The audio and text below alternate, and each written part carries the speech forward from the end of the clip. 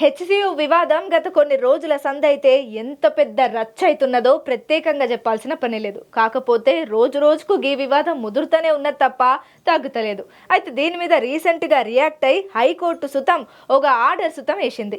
అయితే ఇప్పుడు ఇదే ముచ్చట్ల మాజీ మంత్రి BRS working president KTR sir ఒక సంచలన ప్రకటననే చేసిండు. ఇప్పుడు ఈ ముచ్చట మస్తు హాట్ టాపిక్ అవుతున్నది, ఇన్నోళ్ళ గుండెలా గుబులు పుట్టిస్తున్నది.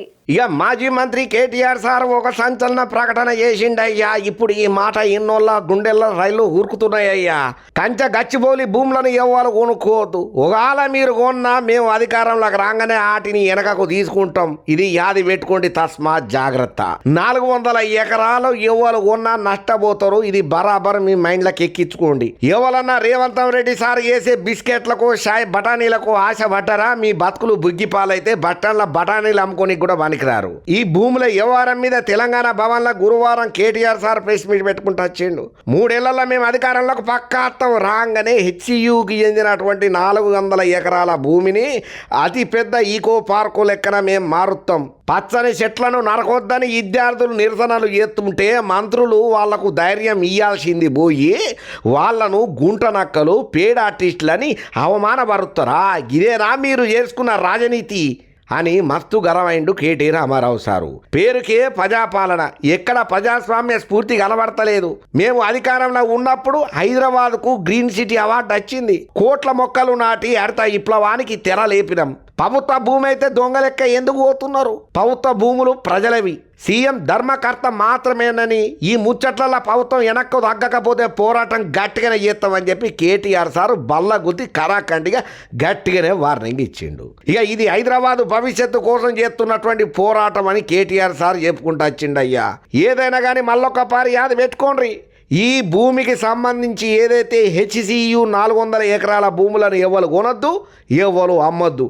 ఎవ్వరు కొన్నా మళ్ళీ తిరిగి మేము హ్యాండ్ ఓవర్ చేసుకుంటాం. 1కి 10 సార్లు ఆలోచన చేసుకోవాలి, తర్వాత మీ కర్మ అని చెప్పాను కూడా అన్నాడు. ఇప్పుడు ఈ మాట ఎన్నో కాంగ్రెస్ లీడర్లు అయితే గట్టిగానే గరం అవుతున్నాడు. చూసినరా, అధికారం లేకపోయినా కేటీ రామారావు ఎంత డ్రామాగా యాక్టింగ్ చేస్తున్నాడో. అంటే అధికార పార్టీని పబ్లిక్నే భయపెట్టిస్తున్నాడా? ఇన్వెస్టర్లను బెదరగొడుతున్నాడా?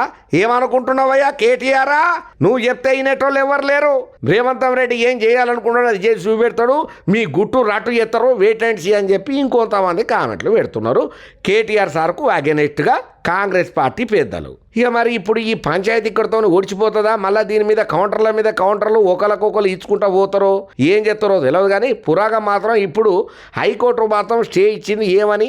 హెచ్సియులో ఏదైతే ఉన్నదో నరికివేతలు కానీ అక్కడ ఉన్నటువంటి పనులను కానీ ఆపమని క్లియర్ కట్గా సుప్రీంకోర్టు ఒక ఆర్డర్ సుతం పాస్ చేసింది అయ్యా.